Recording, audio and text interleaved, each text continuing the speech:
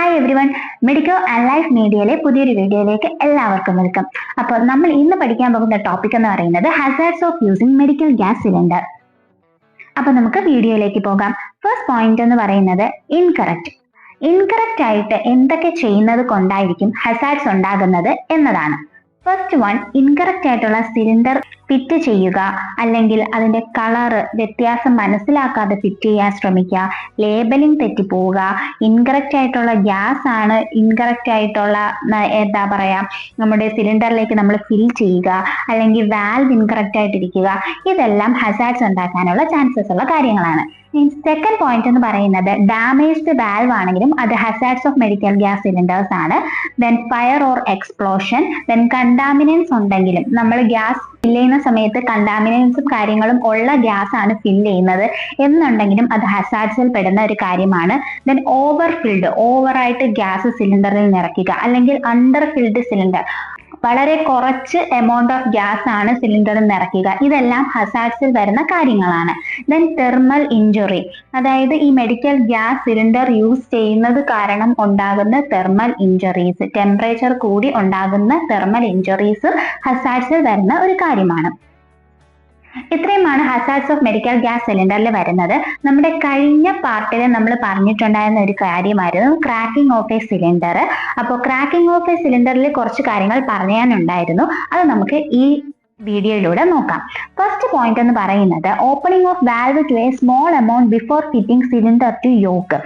അതായത് ഇപ്പോൾ അനസ്തേഷ്യ മെഷീന്റെ പുറകിൽ നമ്മൾ യോക്ക് അസംബ്ലിയിലേക്ക് സിലിണ്ടറിനെ ഫിറ്റ് ചെയ്തതിന് ശേഷം വളരെ ചെറിയ എമൗണ്ടിൽ തന്നെ ഓപ്പൺ ചെയ്യുക, അതിൽ നിന്നും ഇമ്പ്യൂരിറ്റീസ് എല്ലാം പുറത്തേക്ക് പോകാൻ വേണ്ടിയിട്ടാണ് അങ്ങനെ ചെയ്യുന്നത്.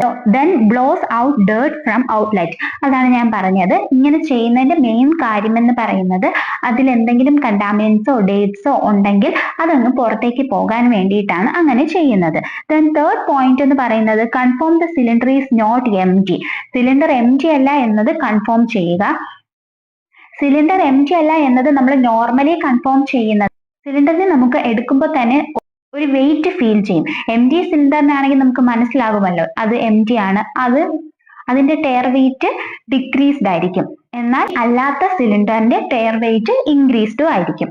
ഓക്കെ, അത് നമ്മൾ നോർമലി നമ്മുടെ ഒരു സെൻസ് വെച്ച് നമ്മൾ ചെക്ക് ചെയ്യുന്നതാണ്. അല്ലാതെ ചെക്ക് ചെയ്യുക എന്ന് പറയുന്നത് നമ്മൾ ഫിറ്റ് ചെയ്തതിന് ശേഷം ഓപ്പൺ ചെയ്ത് നോക്കുക. ദെൻ ഫോർത്ത് പോയിന്റ് എന്ന് പറയുന്നത് keep port away from people while opening. അതായത് നമ്മൾ ഇങ്ങനെ ഓപ്പൺ ചെയ്യുന്ന സമയത്ത് പോർട്ട് കൂടെ നിൽക്കുന്ന ആൾക്കാരുടെയോ അല്ലെങ്കിൽ നമ്മുടെ സ്റ്റാഫിന്റെയോ പേഷ്യൻസിന്റെയോ അവരുടെ നേർക്കല്ലാത്ത രീതിയിൽ വേണം ഓപ്പൺ ചെയ്യേണ്ടത്. അത് ശ്രദ്ധിക്കേണ്ട ഒരു കാര്യമാണ് കേട്ടോ. അപ്പോൾ ക്രാക്കിംഗ് ഓഫ് സിലിണ്ടർ നിങ്ങൾക്ക് എല്ലാവർക്കും മനസ്സിലായെന്ന് വിശ്വസിക്കുന്നു. നമ്മുടെ കഴിഞ്ഞ വീഡിയോയിൽ നമ്മൾ എടുക്കാമെന്ന് പറഞ്ഞ ടോപ്പിക്കാണ് ഈ വീഡിയോയിൽ നമ്മൾ എടുത്തിട്ടുണ്ട് കേട്ടോ. ഇതിൽ എന്തെങ്കിലും ഡൗട്ട്സ് ഉണ്ടെങ്കിൽ നിങ്ങൾക്ക് കമന്റ് സെക്ഷനിൽ ചോദിക്കാവുന്നതാണ്. അപ്പൊ ഞാൻ എപ്പോഴും പറയുന്നത് പോലെ തന്നെ വളരെ ചെറിയൊരു വീഡിയോ ആയിട്ടാണ് നമ്മളിപ്പോൾ ക്രിയേറ്റ് ചെയ്യുന്നത്. പഠിക്കുന്ന കാര്യമായതുകൊണ്ട് നിങ്ങൾക്ക് ബോറടിക്കാതിരിക്കാൻ വേണ്ടിയിട്ടാണ് ഇങ്ങനെ ചെയ്യുന്നത്. ഇങ്ങനെ തന്നെ മുന്നോട്ട് പോയാൽ മതിയോ അല്ലയോ എന്നുള്ളത് നിങ്ങളൊന്ന് കമന്റ് സെക്ഷനിൽ പറയാട്ടോ. അപ്പോൾ താങ്ക്സ് ഫോർ വാച്ചിങ്. പറഞ്ഞ കാര്യങ്ങളെല്ലാം മനസ്സിലായിട്ടുണ്ടെങ്കിൽ ഒന്ന് ലൈക്ക് ചെയ്യുക. അതോടൊപ്പം ഈ സബ്ജക്ട് പഠിക്കുന്ന സ്റ്റുഡൻസിലേക്ക് ഇതൊന്ന് ഷെയർ ചെയ്തെടുക്കുക, സബ്സ്ക്രൈബ് കൂടെ ചെയ്യാട്ടോ. അപ്പൊ നെക്സ്റ്റ് വീഡിയോ ആയിട്ട് നമുക്ക് ഉടനെ തന്നെ കാണാം. അതുവരേക്കും ഓക്കെ, ബൈ, താങ്ക് യു.